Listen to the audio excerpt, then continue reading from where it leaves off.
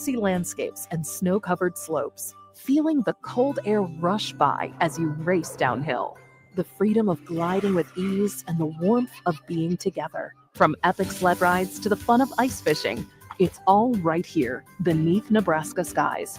Start your winter adventure at yournebraskaparks.com. Sponsored by Nebraska Game and Parks, aired with the Nebraska Broadcasters Associations and this station. 93.7 The Ticket, Fox, KFXL weather. Sponsored by John Henry's Plumbing, Heating, and Air Conditioning. The Lincoln forecast for today, we'll see mainly sunny skies, and it will be windy. It's an afternoon high near 59.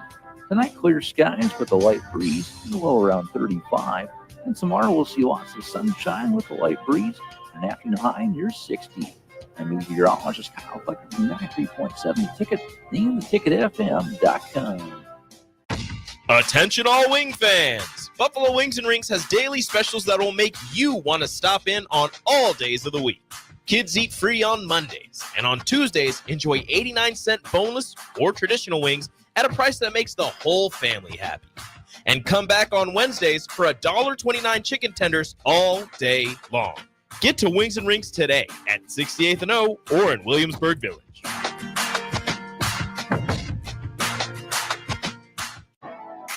Hey volleyball fans, this is Laura Dijkema, national player of the Netherlands and now the setter on Omaha's newest professional team, Love Omaha Volleyball. League volleyball is bringing the heat this year. Don't miss your chance to see Olympians, national players and national champions right here in Omaha from now through April. We can't wait to see you cheering for us in the stands. Visit lovboma.com to buy single match tickets to see me and Love Omaha volleyball in action. Go Big Green! I used to smoke. I thought of cigarettes as my best friend. They were always there for me when I needed a break. I also thought cigarettes were my best friend, and then they gave me peripheral artery disease. I smoked and had a stroke. Actually, multiple strokes. I smoked and have heart disease. Here's my tip. If cigarettes are your friend, you need a better friend. Call the Nebraska Tobacco Quit Line, 1-800-QUIT-NOW, 1-800-784-8669. Paid for by Tobacco Free Nebraska. Aired with the Nebraska Broadcasters Association and this station. If you're a veteran, our nation has created a wide range of benefits to thank you for your service. But it can be difficult to navigate the process of determining eligibility, filing claims, appealing decisions, and securing the benefits you've earned. Speak to your county veteran service officer or the Nebraska Department of Veterans Affairs State Service Office to see what's available to you and your family. These services are 100% free. So visit veterans.nebraska.gov today. Sponsored by the Nebraska Department of Veterans Affairs, aired with the Nebraska Broadcasters Association and this station. 93.7 The Ticket is proud to provide listeners with daily opportunities to win contests and prizes on our airwaves, and would like to take this opportunity to remind you of a couple rules. All participants must be 21 or older and must wait 30 days after winning a prize before participating in another contest. Once you win, you have 30 days to pick up your prize at the K&TK Studios, 1040 O Street in Lincoln, or your prize will be forfeit. Thank you for participating in our contest, and thank you for listening to 93.7 The Ticket. Tune in every Wednesday night from 6 to 7 p.m. as Lincoln Lighthouse's Executive Director Bill Mitchner educates listeners on the history of Lighthouse, their mission, and how you can get involved in shaping today's youth into tomorrow's adults. Every Wednesday night from 6 to 7 p.m. on 93.7 The Ticket and theticketfm.com. This is Lincoln's home for sports talk on the FM dial. Also online at theticketfm.com. On the internet. KNTK FM Firth, 93.7 The Ticket.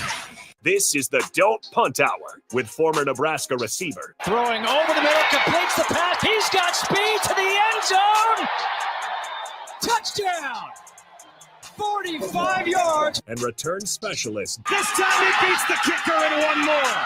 DeMornay Pierson-El. Not only does the sideline have confidence in Pierson-El, but Pierson-El has confidence in Pierson-El.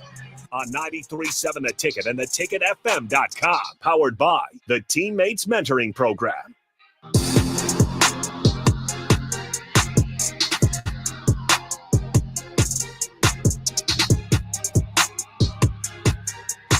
All right, welcome back in at Ticket Weeknights. Don't Punt Hour. Harrison Arns on the ones and twos. We got DeMornay Pierson-El, the former Husker, as always, on the Allo VIP line. Really understand the importance of exceptional service with a local heart. If you guys want to join in, 402-464-5685. We're going to be talking a lot of Husker football here. That is the Sartor Heyman text line. As well, if you're watching the streams, Facebook, YouTube, X, and if you got Allo Cable Channel 961, as always, You can always catch the podcast on every podcast platform out there after the show as well. Let's bring him in. Good morning, Pierson-El. How's it going on Wednesday night? It's going pretty good. Enjoying the weather while we can. Yeah, well, we can. I mean, I'm not going to complain. It's been, outside of the 1 week, it's been relatively a pretty weak winter. I know we almost just froze to death in the tundra that was last week, but other than that, it hasn't been too bad. Speaking of things that haven't been too bad, the offseason for Husker football also been pretty promising. And I know we've talked some pretty broad picture stuff. We do got some quotes as well today through some media from Phil Snow in particular I want to hear from. But to kind of set the scene here, last year we finally broke through. We got these stupid, I don't want to call it stupid because it wasn't stupid. It was a big deal for us because we made it a big deal because it had been that long since Nebraska was able to go to a bowl game, let alone win a bowl game. They're able to do both of those by go ahead and making the bowl game, and then you beat Boston College on top of it. So you go end that year with 7 wins. Good morning, Pierson-El. What should the expectation be for this upcoming year with Matt Rule? This will be year 3. Year 3, I don't want to say the same trajectory that he's had at other places, but that's definitely an obtainable goal. I would say, the floor is 8 wins. You get 8 wins, that's a successful season. Hopefully you close out, games better than we had this past year, early on in the season and late in the season.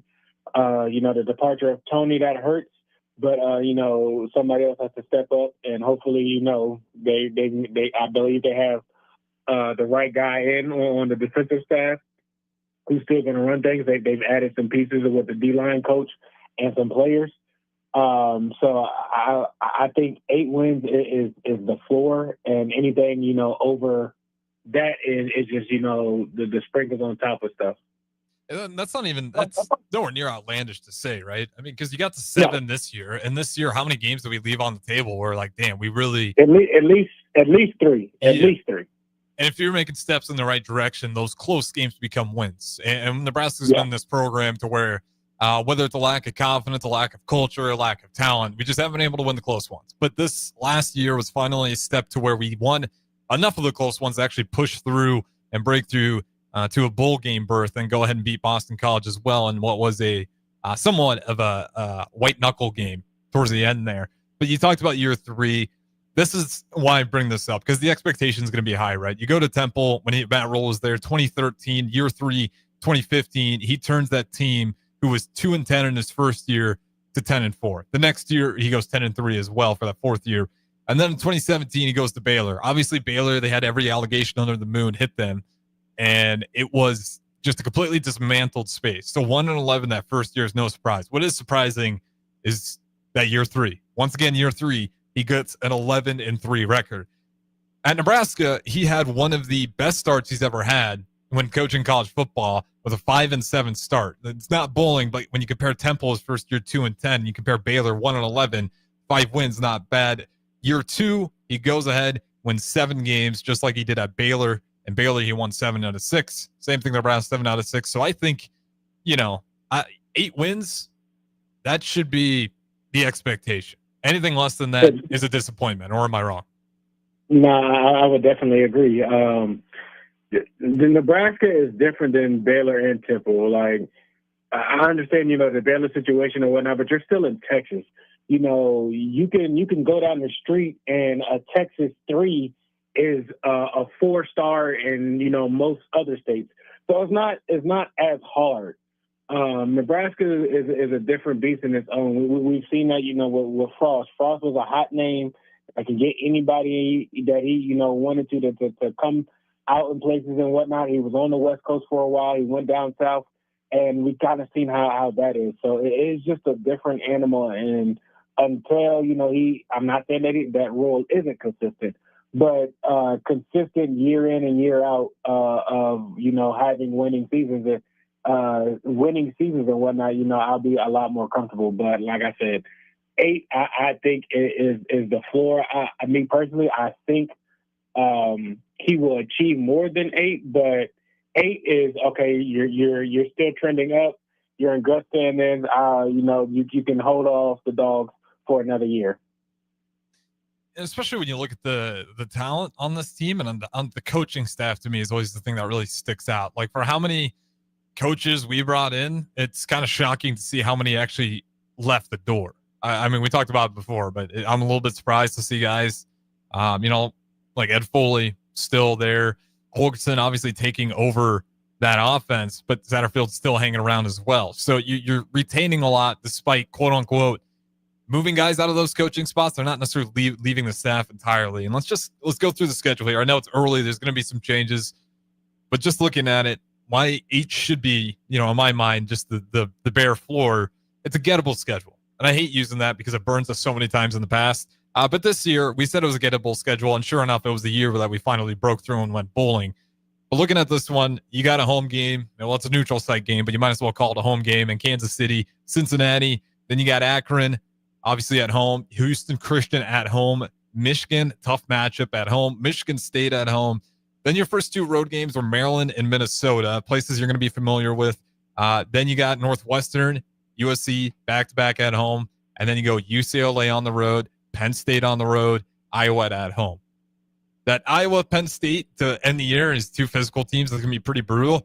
It's not the easiest schedule in the world, but, just hearing those teams rolling out like that, especially I like the teams that we are getting at home this year. I think it's big time to get Michigan and Iowa both at home. You might be undefeated getting to Penn State, potentially having one loss. And with all the teams that you said, it's only one game that I'm like, maybe one. Michigan, what do you think Michigan's going to be like next year? Because you said, that's the fourth game of the year. It's at home. I like our chances. That'll be the first conference game.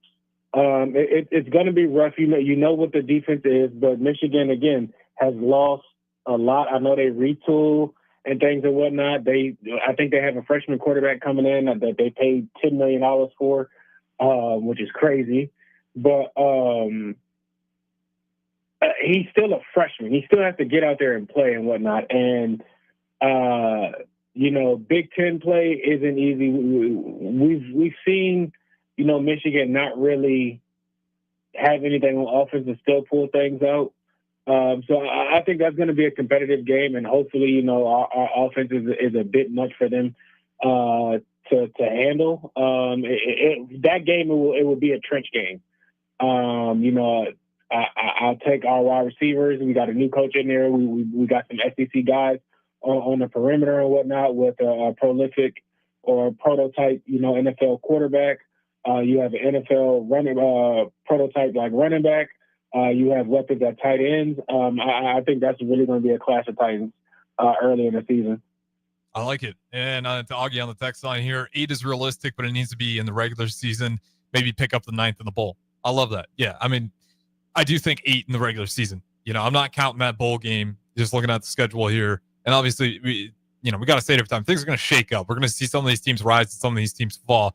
But just on the outside looking in right now, it's definitely an obtainable schedule. And I wanted to ask you about this. This kind of swept under the rug just with all the moving news. We had the Big Ten and SEC wanting to get 4 qualifiers in their new model. But within that same kind of time period, looking at the schedule, I don't see Team Wisconsin. And speaking of Wisconsin, what do you think about them giving Luke Fickell an extension already? So now he is coach to the 2031 year. I mean, it was already a long-standing contract, but they went ahead and put in an extension on it just for 1 year. Not sure what to make of it, especially the results they've had with Luke Fickell. I think it's fair to say the fans are maybe a little bit disappointed. The staff, maybe not so much because they gave him the extension. Did they have any money change, guaranteed money from year to year? If they pushed it out, did they stretch out money so they wouldn't, if they do decide to terminate early, they're not putting themselves in the hole? That would be my question with that. But it's clear that, he's still their guy. They understand, their situation. I'm going to break it down the contract, and then I'll let you go, because this is just going to help add to the context of what it looks like when they're adding this year. So it was originally a 7-year contract, paying him an average of $7.8 million per year when Wisconsin hired him. And the contract calls for him to get an annual review that would result in a 1-year extension based upon satisfactory performance. The athletic director's recommendation and the the athletic board's approval. So it is an annual review for that extension, and they said it was going well. So just put into context, like they did vote, with that annual review, they only vote on that if they got those three parties agreeing that it is a satisfactory performance.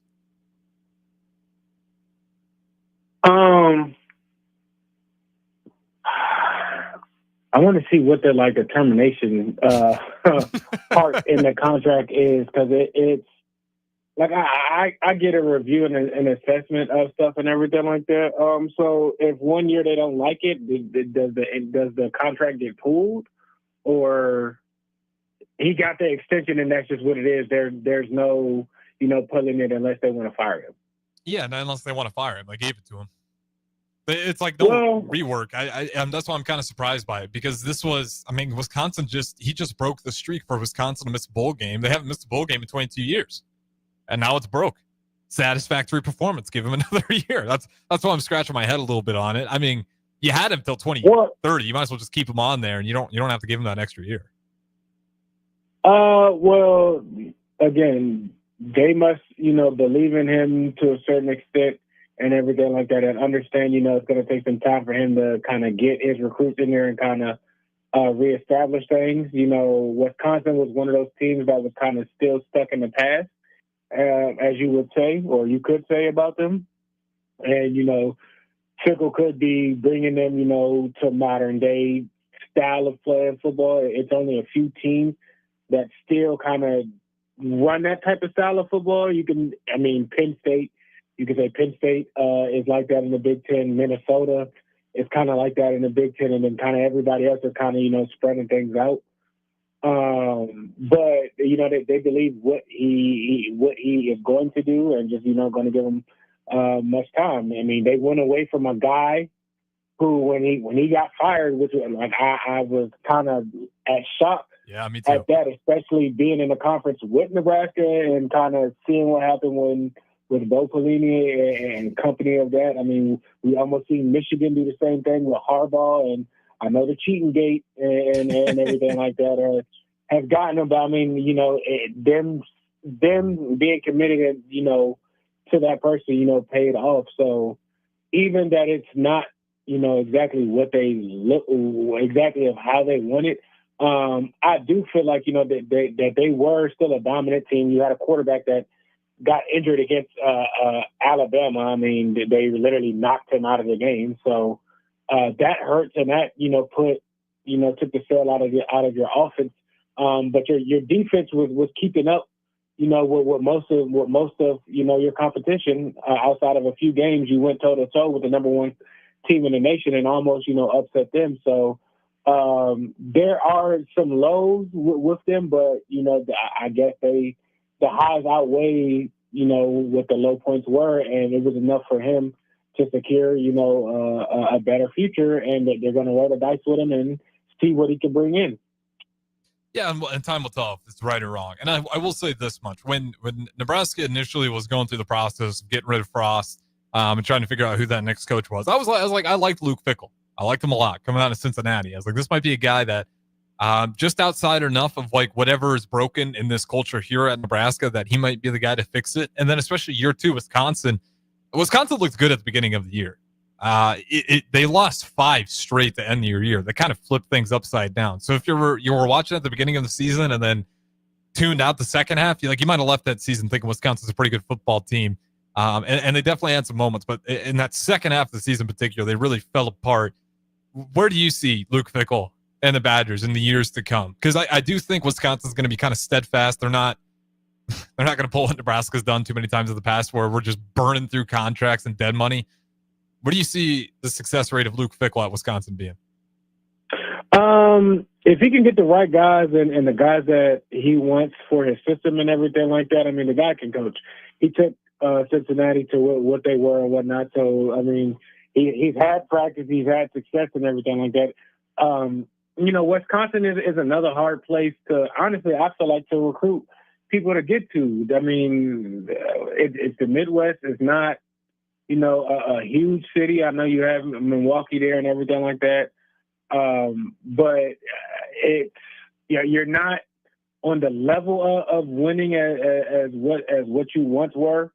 Not saying you've fallen off and everything like that. You've had a few down years. But, I mean, I still think they're going to be a strong Big Ten team. Now, I'm not going to say they're a top 5 team. I don't know exactly where they line up at. But if he gets his right guys in there and whatnot to compete, then Wisconsin can be dangerous. Yeah, and then, to your point, he did a lot more with less with Cincinnati that one year. I mean, that was a really good Cincinnati team, and those weren't, nobody was really talking about them at all. And Luke Fickell comes around, and that was just an incredible defense they had over there as well. It'll be fun. We'll get to play those guys. Like I said, that's the season opener for Nebraska at KC. We'll get to play the Cincinnati Bearcats. Looking at Wisconsin, though, they did finish 3-6 in conference play. Overall record, like I said, 5-7. They didn't make the bowl trip. Who do you think the rises and fallers of the Big Ten are going to be next year? And we'll start with Nebraska. Nebraska was 3-6 in conference play. And then we talked about some of those games. Like that's a number where you can think back and be a little disgruntled by it because some of those we definitely should have had. Overall record, obviously, you beat Boston College to bump you up to 7-6. Looking at Nebraska, how much did they jump in the Big Ten? Because that last year they finished, let's see, they were the bottom 5th team at a 3-6. And they're all kind of bunched together. I think we definitely take a jump. Nebraska is a team. I think that as things get rolling, like you don't want to play them at the wrong time. They like I said, they have weapons. We have a young quarterback. We have a lot of veteran guys around him that should make the job easier. Defense, that's still something that we have to see to believe it. But I mean, you have pieces there. You have a veteran, secondary. So we had some young guys that stepped up and played. So they'll be in there. You got some reinforcements on the D line. We're just going to need them to show up. But I expect Nebraska to be a tough Big Ten team. A team that people don't are not going to want to play. I mean, we were a physical team. We are a gritty team. We pull things out. And year 3 with Rule and whatnot, he expects and demands certain things. So with him and having the people still in the building and whatnot, they're going to have expectations, and they kind of started to see the light. And I think that's going to make the climb even better. And I think they're going to show a lot of people, and I think a lot of people are actually wanting to see it and aren't really talking down bad or anything like that, like how they have in the past with Nebraska. So I definitely think we're going to be on the rise, and it's not going to be a little rise. Like I think it's going to be shooting off like a rocket. Okay, so we're going to say you think like plus 500 or plus 500 in conference play. Because that's always been the bane of Nebraska, right? Like we get into conference play, especially when November comes, that's kind of when the losses start racking up. Even, last year it was mid-October, all of a sudden it's even Dylan Raiola. He might have been banged up too. I've been seeing that out there. I don't know how true it is. I mean, you say that, but you also forget we were where we were at with the offensive coordinator who didn't have a clue what the statistics was. Yeah, but what I'm saying is apparently every offensive coordinator forgot what they were doing come October, November then, because it's just that's been the chapter, and that's for every football school out there. That's when it gets tough. You're in the middle of conference play. It's getting colder. Guys are getting banged up. And that's why a little bit of caveat, if that's true with Dylan Raiola and some of the inactions you're showing, it's tough, but that's why that stretch of the season's brutal. That's going across every team. So to get through, be 500 plus 500 conference play, not only do you have to be good up front with your starting 11 on all sides of the field, you also got to have some depth. At that point in the season, that's when the depth comes into play. And I do think that's an area where Nebraska's been lacking. I think it's been getting better. I think it'll continue to get better year 3 with Matt Rule now. But to you, if we're going to really do this, we're going to have that drastic jump in win-loss. I mean, we're talking about that conference record. That's been the thing where it's always been negative for Nebraska in all these years. What is it to you? What has been the reason for us? When we get into the middle of conference play, even if we start conference play out good, we always just run into a rut in the middle where we rattle off 2, 3, 4, sometimes 5 straight losses in years past. I feel like a piece of it has been injury, and you can go back to with Adrian Martinez, and that whole debacle. Years in the past, the quarterback Sims. I mean, the guy was a different variation of Jameis Winston, just without the 30 touchdowns. He was a turnover machine. Yeah. So you had that to where it wasn't necessarily the team was better than us. You know, we were just giving them more opportunities and putting our defense in bad situations. So you eliminate, you know, those two things or are healthy for majority of the year, you know, that's 2-3 more games. So and they're getting they're moving away from, you know, that mentality. They're not in their own head. They're not, you know, letting things get to them and be affected to where they can't finish the game. They're finishing games. They're finishing opponents. They're physical. And as I said, like they have a veteran group who understands that, and you have Rule who's not going to let them slip. So I think that's been the biggest difference, or what will be the biggest difference with this upcoming year. That they're not going to slip back into the woe with me, because he's not going to let them. And I think he's been very vocal about that since he's gotten here, with just, you know, getting away from, you know, old habits or old sins and everything like that, to, you know, really defining what, I guess you could say, defining what success is, or defining, you know, what it really means to, you know, work through things and to strain and finish games. Yeah, and, you know, it's to your point, I don't think Matt Rule's going to let him slip either. I mean, we're at point.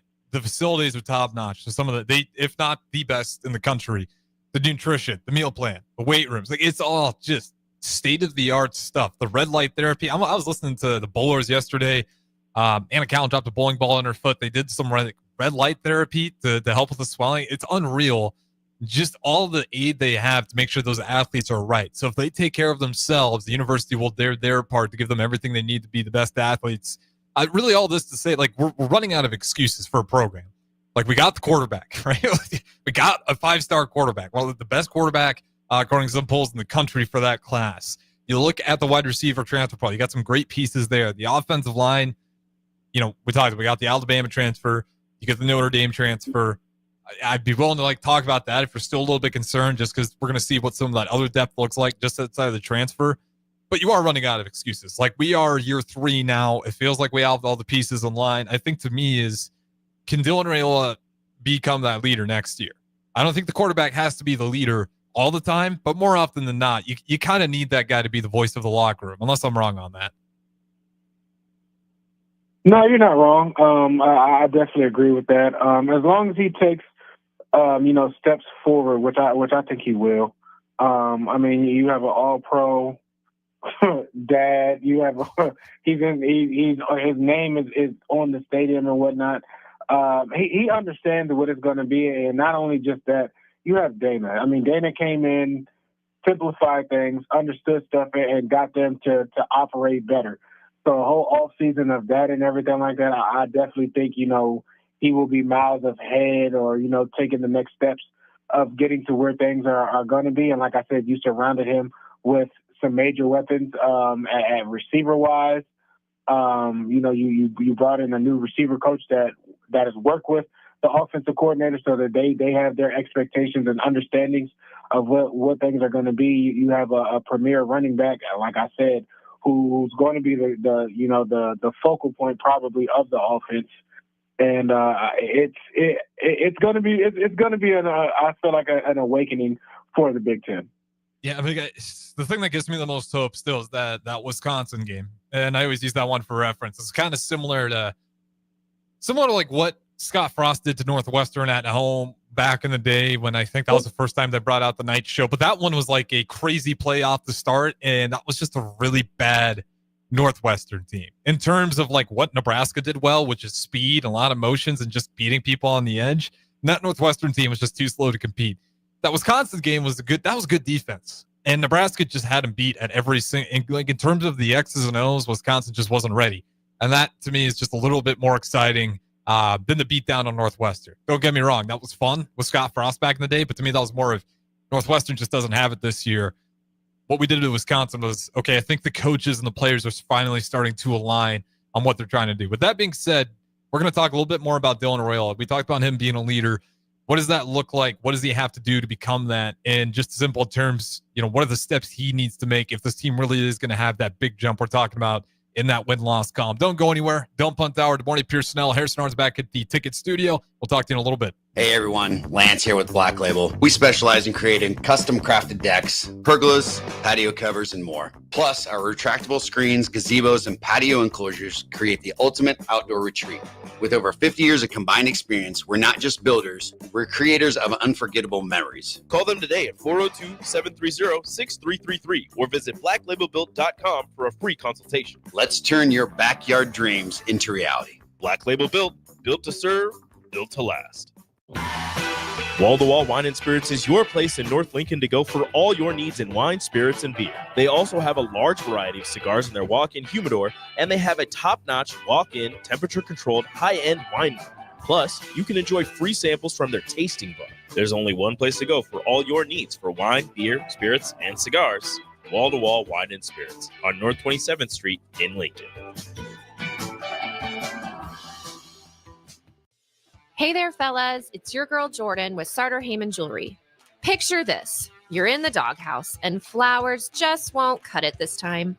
Enter jewelry, the ultimate peace offering. It's a gesture that speaks volumes, showing her you're willing to go the extra mile to make things right. So next time you're in the doghouse, remember, diamonds are a guy's best friend, too. Until next time, this is Jordan at Sartor Heyman Jewelry. Happy shopping, guys. Golfing in 72 degrees and perfect conditions in Nebraska doesn't seem possible in the winter, but it is. Double Eagle Golf is your escape from the bone-chilling cold outside and a reason to keep your clubs out year-round. Book a bay with some friends for a weekend or come by for golf and happy hour on a weekday. Spring leagues begin in February. Get signed up today. That's all at Double Eagle Golf inside the Kinetic Sports Complex at West O Street. Online at doubleeagle.golf. Hi everyone, Kendall Warnock, A1 Automotive in downtown Lincoln. The last few years have been wild, but we've been here for you through all the ups and downs, and we'll be here for you when you need us the most, for all your travels and for your day-to-day driving. With winter conditions causing problems all over town, the last thing anyone needs this year is constant car troubles. Let us help you drive in peace and make sure you drive to work and to winter destinations safe. A1 Automotive, 11th and L Street downtown, always honest answers. The electrical workers of Local Union 265 are now hiring licensed journeyman electricians from $32.50 to $42.50 per hour with paid benefits. And if you're looking for a new career, they're hiring apprentices at $19.50 per hour with paid benefits. Call the office at 402-423-4497 to apply. Start your electrical career today. When you need a new water heater, nothing beats the ProLine family of water heaters from A.O. Smith. ProLine models are built using commercial-grade components, meaning they're built to help you tackle your toughest days. No matter if you need a gas or electric model, A.O. Smith has a ProLine unit for you. A.O. Smith, innovation has a name. Call Bryant at 402-467-1111 for a great deal on a water heater today. Again, that's 402-467-1111. Midwest Bank is proud to be your local community bank right here in Lincoln. This is Abby with Midwest Bank. Stop by our new location at 70th and Pioneers. Our new full-service branch does it all. From our friendly staff to our easy online banking and mobile app, you get all the technology of a big bank that you need, but you still get the hometown customer service that you want. Your community, your bank. Midwest Bank. Learn more at midwest.bank. Member FDIC.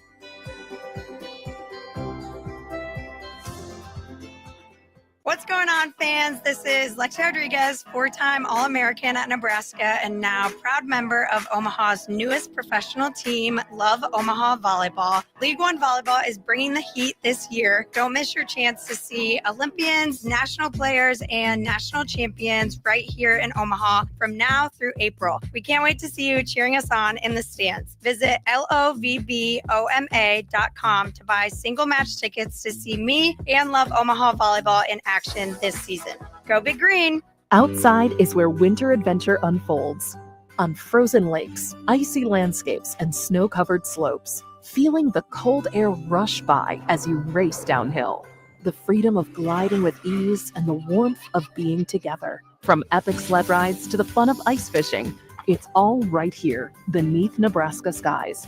Start your winter adventure at yournebraskaparks.com. Sponsored by Nebraska Game and Parks, aired with the Nebraska Broadcasters Associations and this station. Rashawn Jackson here for Bauer Infrastructure, a veteran-owned local company proudly serving Lincoln, Lancaster County, and the surrounding areas. Bauer provides quality work at an affordable price, and they're growing rapidly. If you want to experience a career with a fast-paced, family-friendly environment, visit BauerInfrastructure.com. They have top-of-the-line benefits, year-round work, even through the winter. Bauer, usher in the new era of infrastructure to an area near you. And as always, go Big Red. This is the Don't Punt Hour on 93.7 The Ticket and theticketfm.com. Powered by the Teammates Mentoring Program. Here is your host, DeMornay Pierson-El.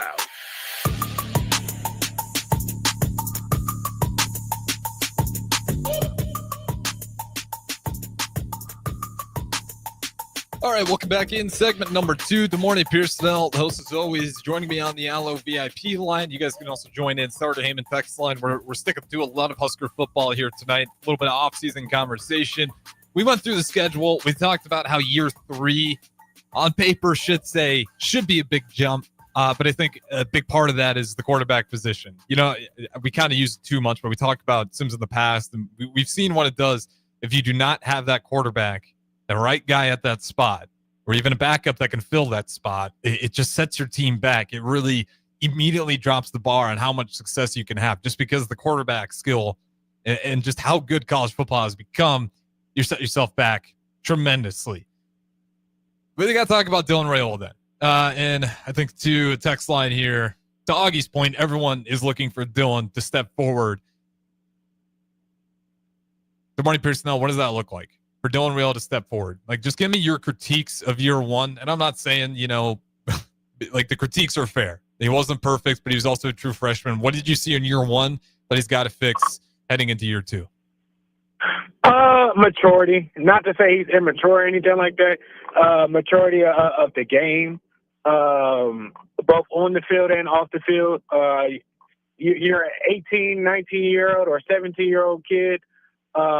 Year 2 where you're given the keys. The expectation level and maturity level and things are bestowed upon you, and you have to have success quick, sooner than later. So just be. I don't want to say that he's not doing something, because I do think he is handling things in a professional way. I do think he is doing stuff the right way, but no simple mistakes. You've been on this level, already a year. You've gotten to be a 5-star quarterback, the number 1 quarterback in the nation. Take it to the next level and try and implement the way that you got to be the number 1 quarterback in the nation. Try and implement that and be that on the collegiate level. So that's what I mean by when I say maturity and just evolving and letting things be, taking a different step, showing up. If that's being more of a vocal leader, that's fine and dandy.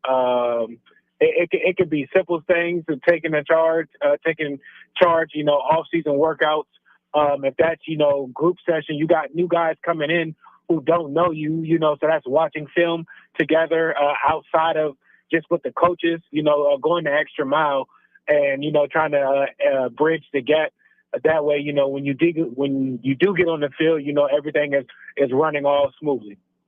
Yeah, and it's put it in perspective too, because I'll say this: I was a little bit surprised to hear some of the harsher criticism on Dylan Raiola, because, again, true freshman, 2024, 275 attempts, 275 completions off of 410 attempts. I mean, that's good for 67% completion rate. It's not bad. 2,819 yards. It's been a while since we've had a quarterback be able to get to those numbers. Not just because we have had bad quarterbacks past, but sometimes health is certainly coming to play with the better ones we have had in the past. 13 touchdowns, 11 interceptions. Yeah, you certainly want to see that interception number go down, but you also want to see that touchdown number go up a little bit, but he was still positive in that area. And that's all being said. Going back to that midseason slump, that was 0 touchdowns and straight interceptions for a while. So to bounce back 13-11, I get it. I think people had their expectations a little bit too high. We should look at him as a 5-star quarterback, but you also got to remind yourself he's a freshman. And especially the kind of game he plays, he wasn't the 5-star quarterback, because he's going to be this freak athlete, and he's going to be able to do plays when it breaks down that just blow your mind. He is that true kind of pro-style quarterback where it's going to be in the pocket more often than not. If he scampers, it's going to drive people nuts. It's going to look like Mahomes, where it's a quick scamper for 10 yards up the field just to move the sticks. And that's a quarterback that takes a little bit more time, especially making that jump to the collegiate level. So 13 touchdowns, 11 interceptions. It's not disappointing. It's not amazing either. How many touchdowns, how many interceptions? Just a ballpark it. What do you think it's going to be for him? You said he had 13 this year? Yeah. 13 and 11 picks. I would say to aim for 24 and 24 plus. I think it is a good, as a sophomore, you've taken a jump. And that's 13 touchdowns, not to say the touchdowns that he missed or the touchdowns that were dropped. Well, I mean, one of them was a touchdown turned into an interception. Remember that Illinois game? Said, thank you very much. Yeah. Ripped it from it, went from a touchdown to an interception. So, I mean, that's also I mean, you have the Nayor drop at Iowa. You got Ohio State where, he had some missed throws and everything like that. So, I mean, he was right there in the ballpark. So I think 24 plus as a sophomore, that see things, that you have an offensive coordinator that should know you more and everything like that. You have, veteran receivers. He's gonna be a lot more precise. His execution, I think, will be better and everything like that. If he doesn't have it or anything like that, he's gonna try and do it with his legs or throw it away and go to the next play. So, I think 24 plus is a good start. I don't think that's too much. I don't think that's crazy or anything like that. If you look at some of these top quarterback prospects and you kind of dive back into what their stats was and everything like that, I guarantee you, that 24 range, year 2, year 3 kind of is right on track for you to, take jumps and leaps. Yeah, I couldn't agree more. I'm anywhere between, just depending on how the offense looks, anywhere between 20, 25. If you get sniffed near 30, I'll be really excited. But that's a pretty good number for me. And the interceptions, 10 or fewer feels pretty good, because a lot of that, if we talk about, you're going to have some picks where you almost don't want to write him down for the QB, because it feels like, okay, that's a tipped pass. That's literally ripped out of your hand, turned into an interception. I mean, he had 2 picks like that. I mean, the Illinois game with Jalen Lloyd. Yep. I mean, he caught the ball, they rolled and ruled that, an interception. So that's 2 right there off the top. Is that really an interception? Interceptions are going to come as long as he's not turning the ball over, once a game and everything like that. I'm fine with that. It's going to happen. It's Division I football. It's the highest level you can play at. They got athletes on the other side too. Sometimes, it happens.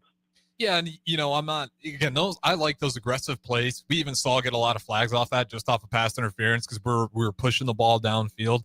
The ones I can't live with, if you remember UCLA to start that second half, turn around, here you go. And he just missed. He just clearly didn't see the guy, or thought that guy was dropping back. I can't remember exactly how it played out. But the Rutgers interception. Yeah, UCLA as well. Remember, it was pick 6 right out of the half. Oh, yeah. Got you. Rutgers is a good example. UCLA as well. Just a couple of times. Those are the ones that are unacceptable that you got to try to grow out of. And you might still see one. He's still young, but you reduce those, you'll get a better. The aggressive shots downfield. I'm not always going to hate on those, because those are you're giving your guy a chance. And when you have Jamal Banks, a guy who was as good as he was at Wake Forest, you have a guy to Isaiah Nayor. You like the size, and then Lloyd, just a burner. That one was just kind of a real unfortunate freak play, and that's one where you almost just tip your cap to Illinois. It's like, all right, that's a hell of an effort not to give up on the play and turn what was a massive blow momentum for the Fighting Illini and turn it into just a huge momentum surge for the Fighting Illini. So the one thing I'll ask, how much does he got to figure out the run game? Because that's always kind of been the area where it's easy for the fan to yell about it, but it's also pretty obvious to be right about it. Like there's times where he's got to feel the pocket a little bit better and decide to get out.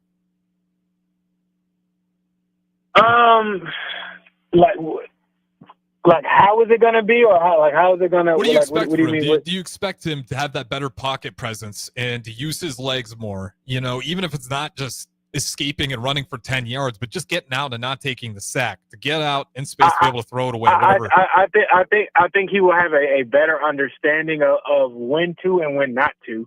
I mean, we've seen that all the second half of the season. Once Dana kind of took over, is like, hey, if you gotta take these easy gimmies. So I expect him to utilize that a lot more, and also people kind of play coverage to where that's just not an easy thing to give up. Yeah. And looping back to the second part of Augie's question that kind of kicked this whole thing off here, Dylan Rail, obviously, who's going to be there to help him step up, though? Like, who are these other key factors? Could even be on the defensive side of the ball. Who are these other leaders you expect to emerge? On the offensive side, I expect Emmett. I would like Emmett to have over 1,000 yards. I think he's definitely capable of that. I think he is a key piece. We'll see how one of these offensive linemen coming in. I know they're new to the program, but I mean, still, you got Notre Dame and Alabama, so the expectations and stuff are there. On the defensive side, Javen Wright for me. Javen is a guy that's fought through some injuries, but when he was healthy, he looked electric. And he's a guy I'm really hoping to have surge this year. I'm not opposed to that. Well, one of the corners, who he wore 15. I can't think of his name is slipping my mind. You're not thinking Wright, are you? Wright wasn't 15, was he, or was he? He might have been. Let me actually pull up the roster. I can't think of his name. I can't think of his name. But I mean, when Tommy Hill, went down, he stepped in. Potentially him. You got some new transfers coming in. Sierra Wright is 15. Sorry to cut you off, but it was Sierra Wright. Okay. I think. I mean, people will look to him. Again. I mean, you got a defensive coach that's taking over in the linebacker room. You might have a young guy, that might step up. Christian coming in. He's a high character guy.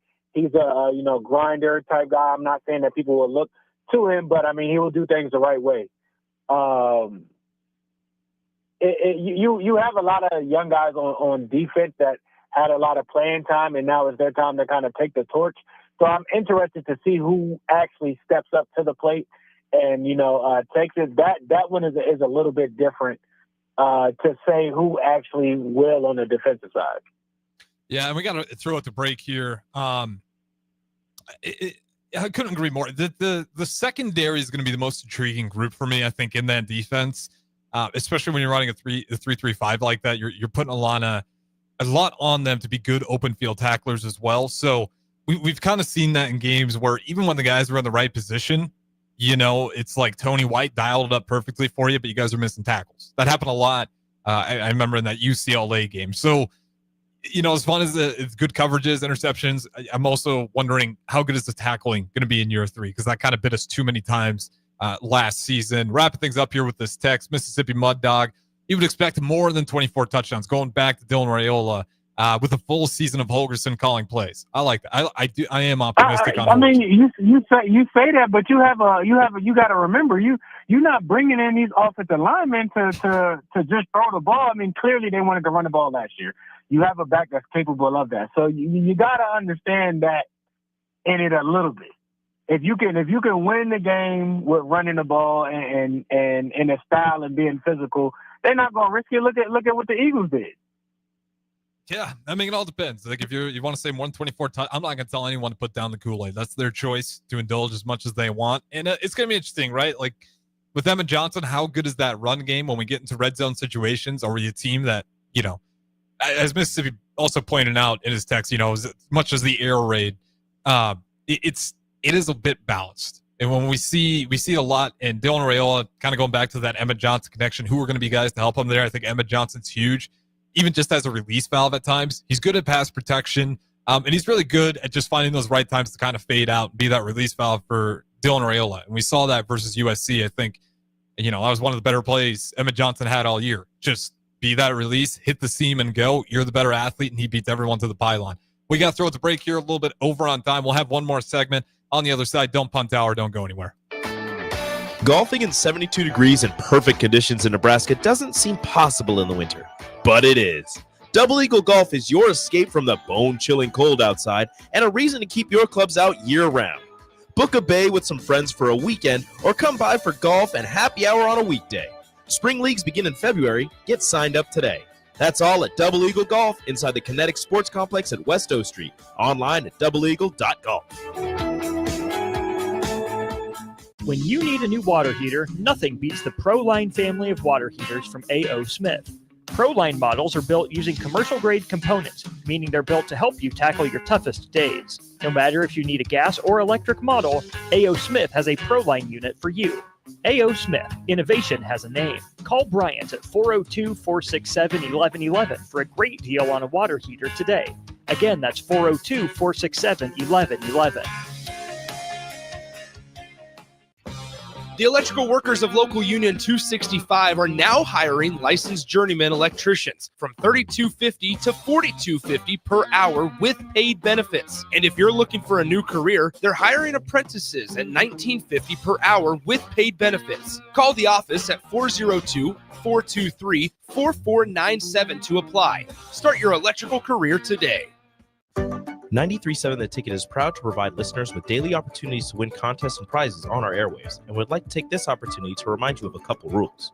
All participants must be 21 or older and must wait 30 days after winning a prize before participating in another contest. Once you win, you have 30 days to pick up your prize at the K&TK Studios, 1040 O Street in Lincoln, or your prize will be forfeit. Thank you for participating in our contest, and thank you for listening to 93.7 The Ticket.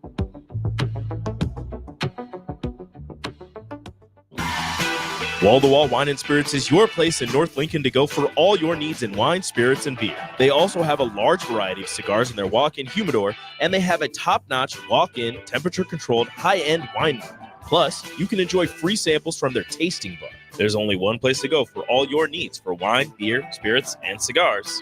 Wall-to-Wall Wine and Spirits on North 27th Street in Lincoln.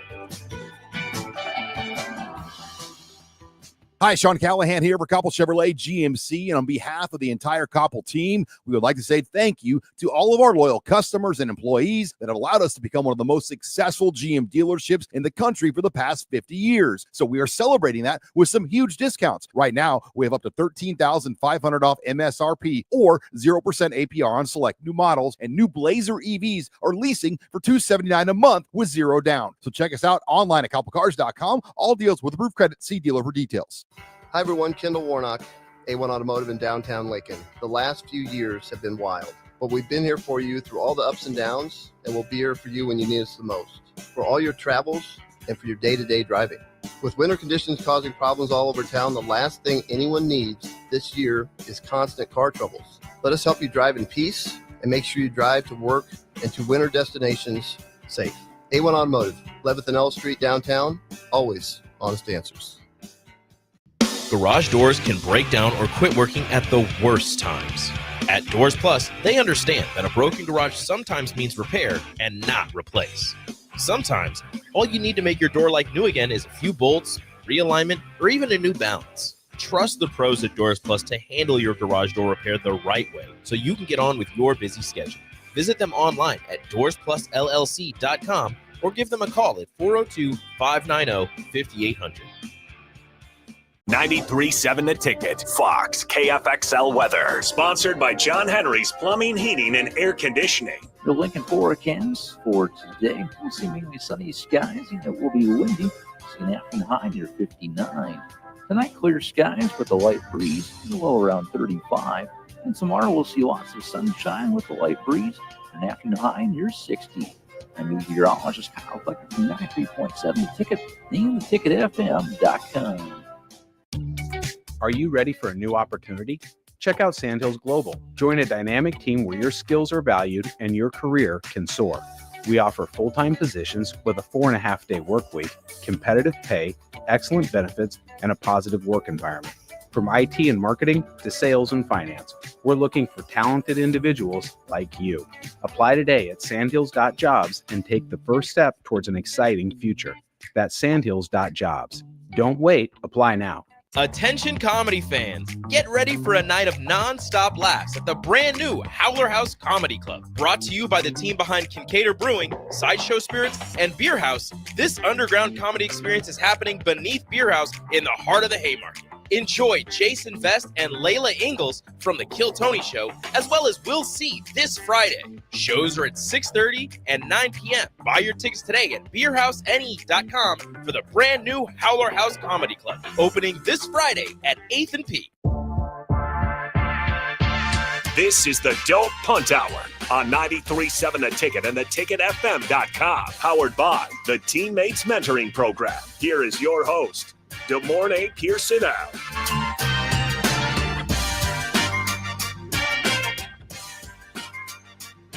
All right, welcome back in third and final segment with DeMornay Pierson-El. The host is always on the Allo VIP line. One more question here from text line. We really haven't talked about this guy very much at all. Heinrich Harburg, this one from Al. Heinrich Harburg with his height and speed could have a breakout season. That's the guy we didn't talk about. Moving on to that tight end spot. And obviously, he's got confidence. Whatever you say about the guy, even at times when he came in for Dylan Raiola last year, I'm not going to sit here and say he was the better option at the QB position, but at certain times, he was certainly the guy with more confidence back there in the pocket, which he should be. You got a true freshman versus a guy in Heinrich Harburg, but it's certainly an athlete. We've seen it at times. He was in the dunk contest once again, and I think people are always a little bit taken aback how good of an athlete he is, the native. What do you expect from Heinrich Harburg? Do you expect some sort of breakout year from him? What does a breakout year from him look like? I just think at the tight end position, he is, I'd say, just effective. I'd say more effective than what even, Fedoni or Lindenmeyer you got the 8-man football legend or 6-man football legend there. You got 89 who has been, that took Fedoni's spot. And, who's the backup quarterback? Like, is Harburg going to be in the quarterback room half the time? Is he going to be in a tight end room? Just the tight end room. What's the breakout? I don't know about a breakout year. Will he have a... that's a fair thing to say. A productive year. Is that fair to say? A productive year? Sure. Okay. Why not? Yeah, I mean, it's with Heinrich Harburg, like that's kind of the problem we have. I love the guy. I love rooting for him, but it's like one of those things where I don't know what a breakout year looks for him as well. I'm rooting for the hell out of that guy. Is he gonna have 40 catches? Is he gonna be tight end number 1? Is he tight end number 2? Like, he's getting thrown back into just the things, and there's other dudes that have been prepping, a year or 2 years. Not to say that he can't do it. No, just to your point, and everything like that. But I don't know if he's tight end number 1. Right now I don't think so. But that's just me. That's just my personal opinion. So with that being said, like I have no clue what a breakout season for him would be or would look like. So I'm not saying it's tough to say yes or no, but. I would have to see. Like that one is a head scratcher to me. Yeah, well, is it locked in stone that Nelson is wide receiver? Because we do get this from Neil chiming in here, and I know he moved to wide receiver and he played wide receiver all of last year. I thought the plan was to eventually have him in that tight end room, but if that's the case, then you are looking at Harburg and Lindenmeyer, because Borkshire obviously he left.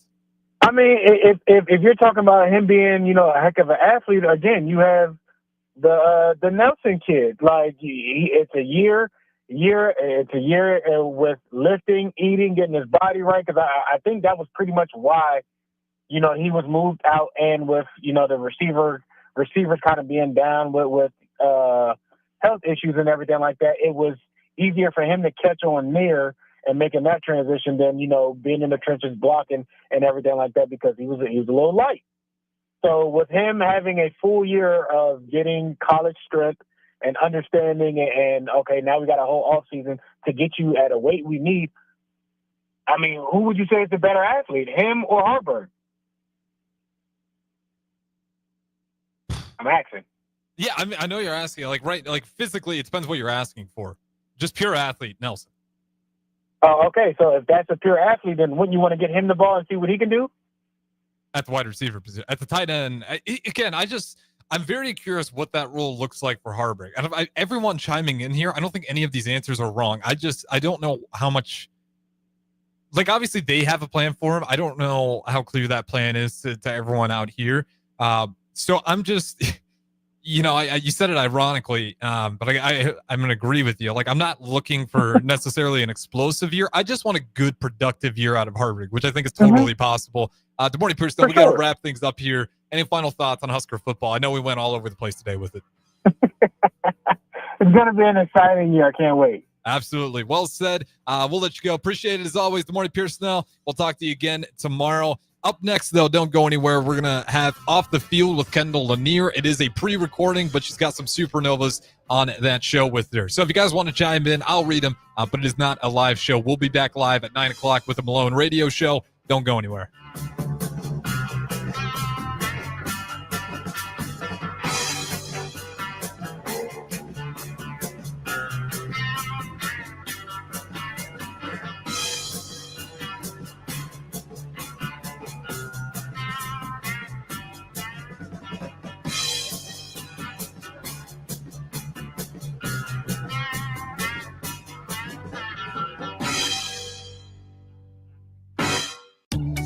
Are you ready for a new opportunity? Check out Sandhills Global. Join a dynamic team where your skills are valued and your career can soar. We offer full-time positions with a 4.5-day work week, competitive pay, excellent benefits, and a positive work environment. From IT and marketing to sales and finance, we're looking for talented individuals like you. Apply today at sandhills.jobs and take the first step towards an exciting future. That's sandhills.jobs. Don't wait. Apply now.